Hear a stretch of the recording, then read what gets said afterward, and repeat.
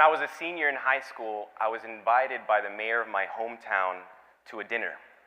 He was forming a mayor's youth advisory council, and since I was the student body president of my high school, I was very fortunate to be invited. That evening, the mayor spoke, and I was inspired.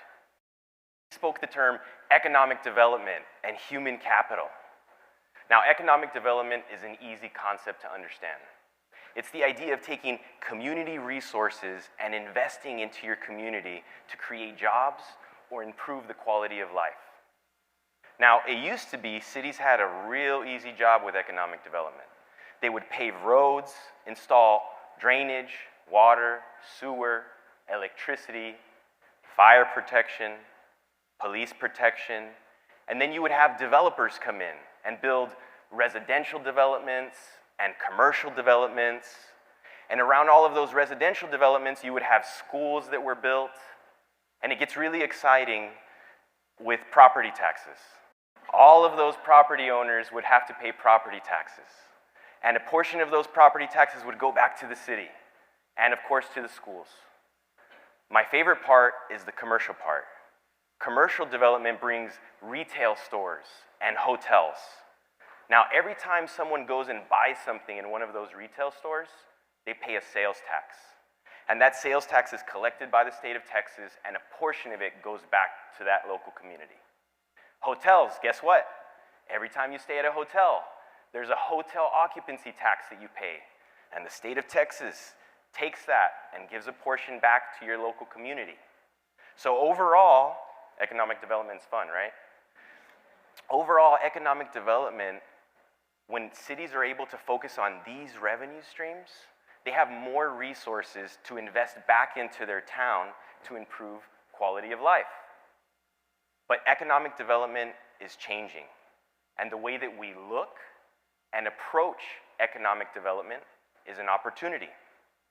I believe that educational experiences drive economic development. Now, an educational experience doesn't just happen in the classroom. Educational experiences happen in everyday random moments. I mean, 17 years ago, I was invited by my hometown mayor to a dinner that would transform my life forever. When he spoke about economic development and human capital, I was inspired to be part of that solution. I believe that when we come together and share those experiences and work together, there's something bigger happening. And it doesn't happen overnight.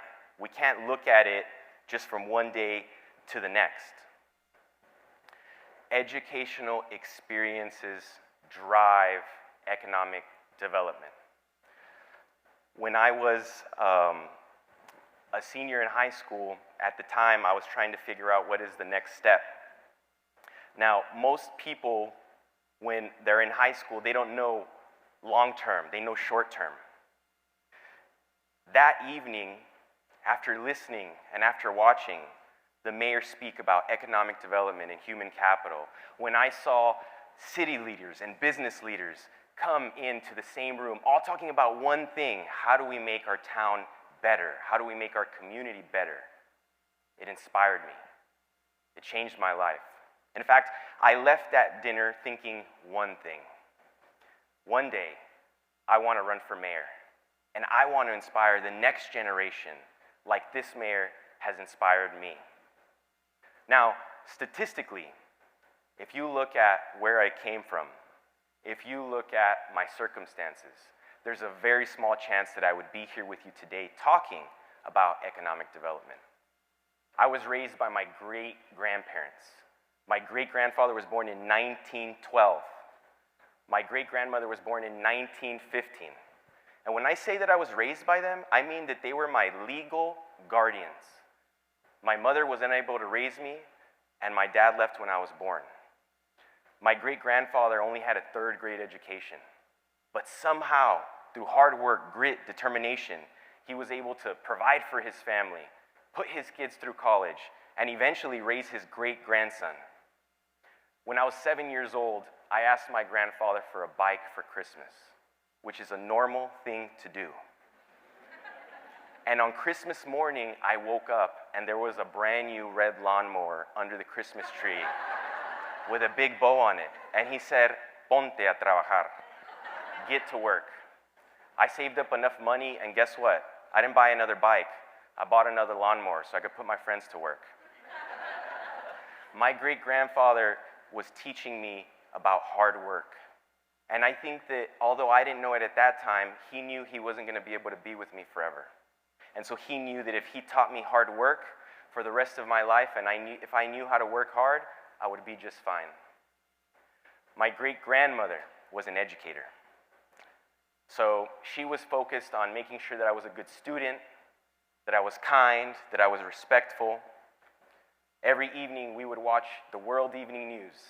And my favorite parts were watching the President of the United States speak or the Governor of Texas.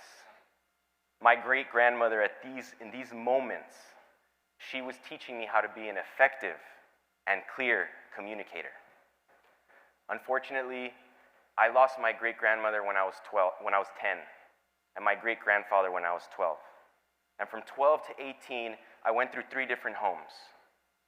And at that moment, when I felt my life was over, when I felt possibilities were so limited, because I didn't have experience to understand what the world had to offer, not at 12 years old, the educators around me, my community lifted me up. They forced me into educational experiences like mock trial and debate and student council and sports, and eventually getting involved with my city. I am so thankful for all of those educators. They were doing some of the best economic development work we've ever seen, and that goes out to every educator out there, every person that invests back into a student who just needs a helping hand.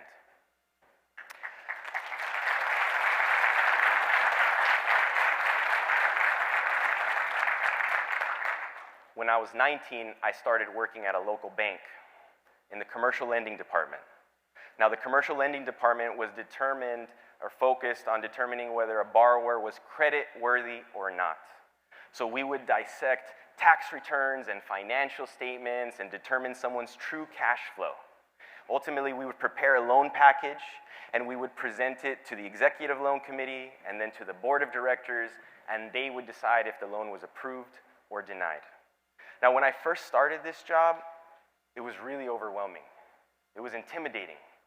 But there was a group of bankers around me who took me under their wing, and every single day taught me something new, taught me what I needed to know to accomplish the job and to do the job to the best of my ability. Those small moments that we share with our neighbors, with one another, with our youth, information, experience, hope, those moments, that is what drives economic development. This is my beautiful wife, Tatiana. People always question how and why she married me. These are our 2 sons, Marcelo and Santiago, and every single day we are focused on providing and giving them educational experiences so that they can be prepared to lead the next generation. I believe that when we create these educational experiences, when we focus on helping our neighbors, we are driving economic development.